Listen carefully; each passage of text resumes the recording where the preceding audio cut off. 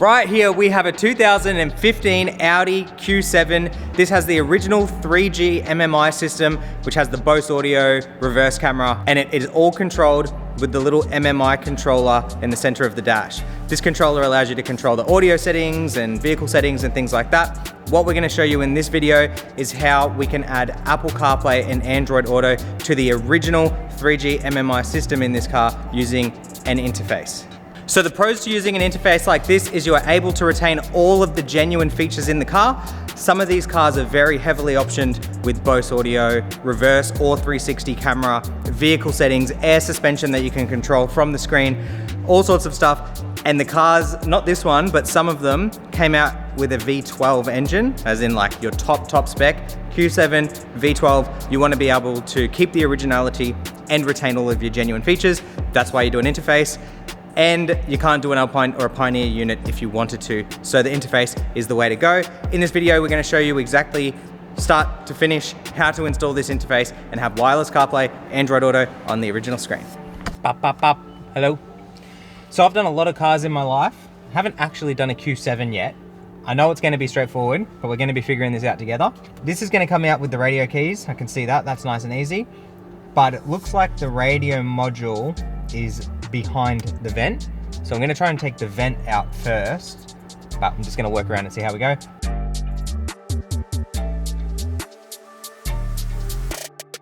There's the air vent. Not gonna lie, this will be a little bit of a pain to get out because you've got two strong clips at the very top and two strong clips at the very bottom.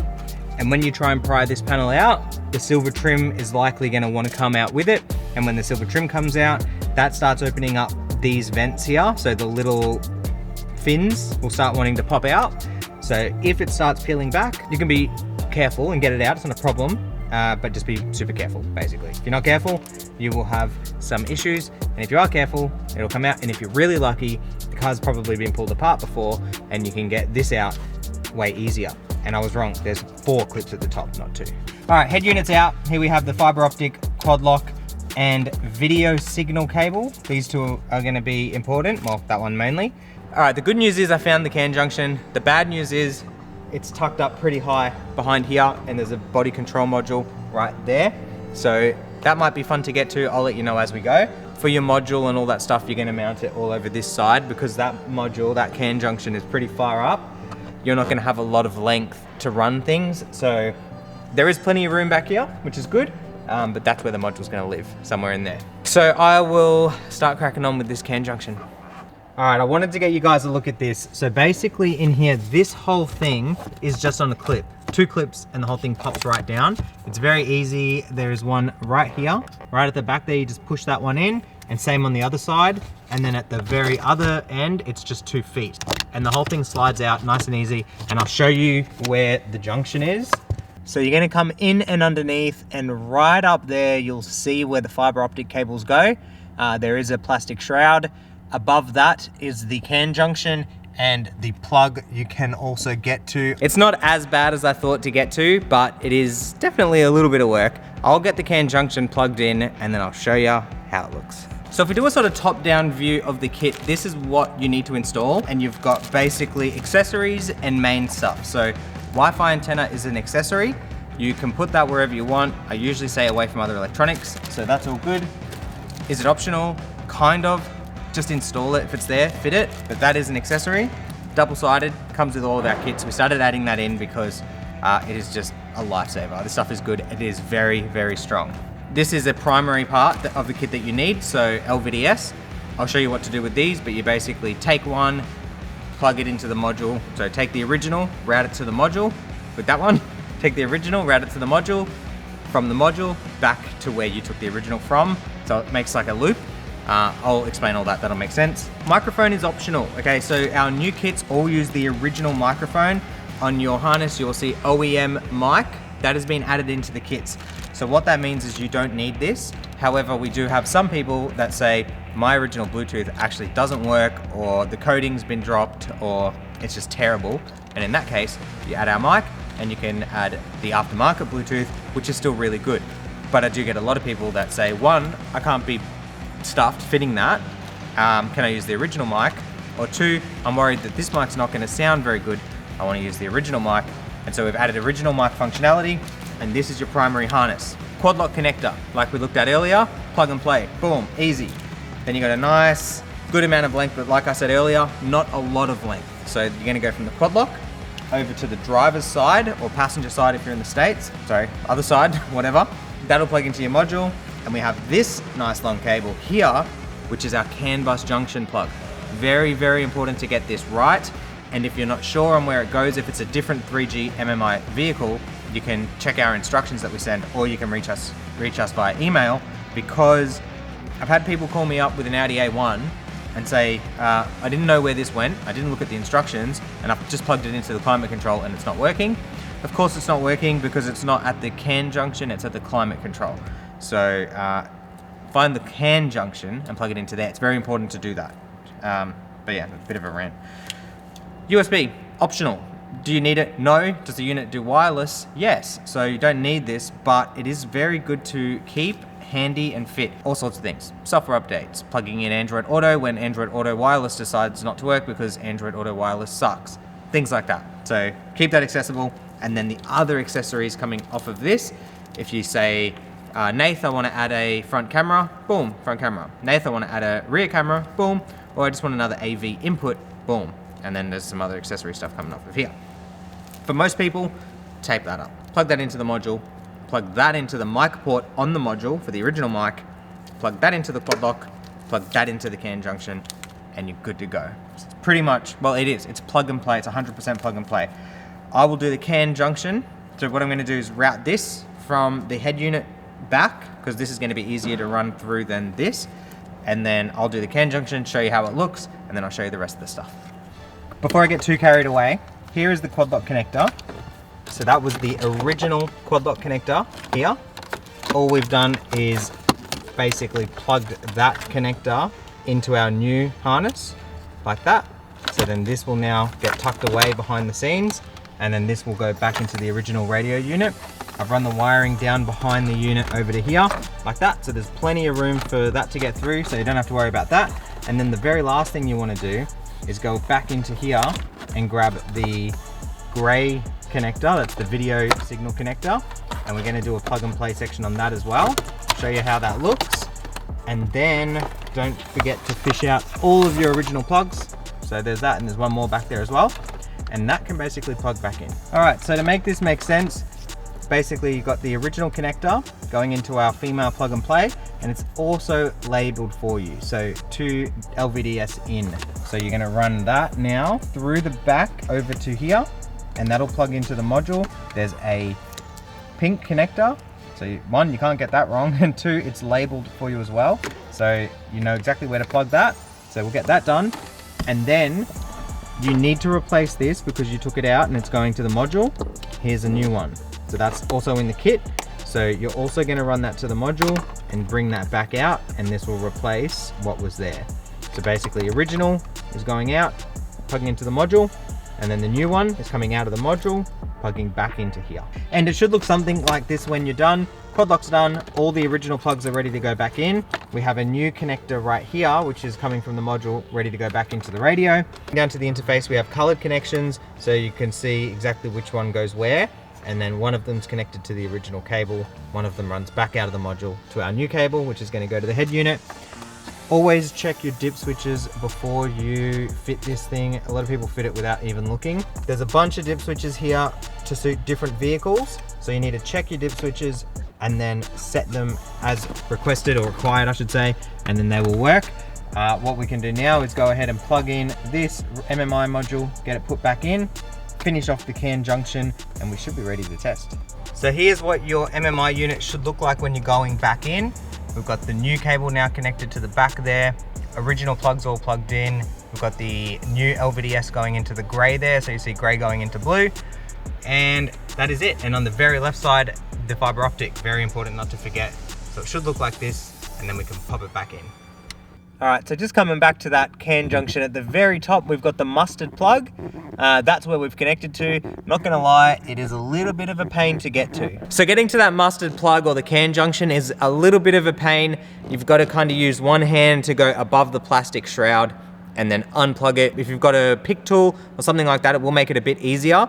But overall, definitely not the easiest thing, definitely not impossible either. So it's, you know, it's very doable, but it's just not super, super easy. So prepare to swear at it a few times and you'll get it, no problem. If you've got experience pulling cars apart, it really won't be that bad, but I'm talking more for like the DIY market. So once all that's done, we can go ahead, plug the module in, run the USB, mount our Wi-Fi antenna. I'll show you what that should look like, and then we're ready to test it. So I've just got the module coming down here. I've got both of our video cables connected, microphone port is plugged in, main harness is plugged in. For the USB, I've just started running it up behind here. That's not finished yet because we need to get it run very nice and neat over to the center console. That's where I'm gonna put it. It's actually not too bad. This pulls up, this whole cubby just literally lifts right out on clips, and you can get the cable to about here. Obviously I need a bit more length, and then maybe drill a small hole, get the USB through this original cubby, and then you can just pop that back into place, run the cable through, happy days. So that is actually very nice and easy. And then as for the module, get everything neatened up, all the cables cleaned up, which is what I'm gonna do now, and I will look at where I'm going to mount it. All right, I love to go above and beyond for our customers. So what I did was a flush mount here, close to the driver. So basically jump in, pull this little flap down, boom, you've got a flush mounted USB. I think that's a lot nicer than having the cable coming out. Jamie, the owner of this car, he owns this car and rents it out with a company called Toro, and he's given us a few of his cars now, and I think from the other cars that we've done and his customer base, they're going to much prefer a very clean flush mounted solution like that instead of a cable. And then the cable's running down here through the extension, which I've just gone ahead and plugged in right there so I can get all that taped up. The module is very, very nice. Hidden up in there, zip tied to there's a bracket up there that we've zip tied it to. So it looks very nice and clean, and we can still access the dip switches if we need to. So all that's left now is to put this stuff back together, bottom panel back on, this panel back on, and we can start doing some testing. All right, so module is plugged in. We quickly just turned everything on. We're gonna press and hold the info button, and boom, we're switched over to the new interface using our control dial, and everything's working. Pop it into reverse. Original camera works, so that is perfect. Little trick to stop that. There you go, press those up and down and it will stop that annoying beeping. Now a lot of cars are going to be different, but for this exact interface and a 2015 Q7, your dip switches are going to be L, H, H, L, L. So that'll make sense to you if you have the module in your hand. You've got L and H, just set them to what we just said and everything will work. That is what you want. All that's left now is put the car back together, and I'll show you CarPlay when it's done. All right, so get a load of this. We have all of the original stuff in the car working. I've just set the MMI here to car, where you can go through and do your service checks, AC, driver assist, all that stuff is all there, all working as it should. And then moving down here, everything is original. We haven't changed anything. And we're gonna go ahead and press and hold info, and boom. Now you have all these new features added to the original screen, and I'm using the original dial down here to go ahead and control it. To get your phone paired up, this is what you're gonna do. You're gonna go to Bluetooth and you're gonna find the device name in your Bluetooth list. Oh, before you do that, you're gonna go here and you're gonna go boom, and you're gonna follow that page. And then you're gonna go to settings, Bluetooth, limb set box, boom, pair. Look how fast, watch how fast this is. I'm not gonna edit any of this. Look at that. Keep your phone handy, use CarPlay. Watch this. I'm gonna put my phone down.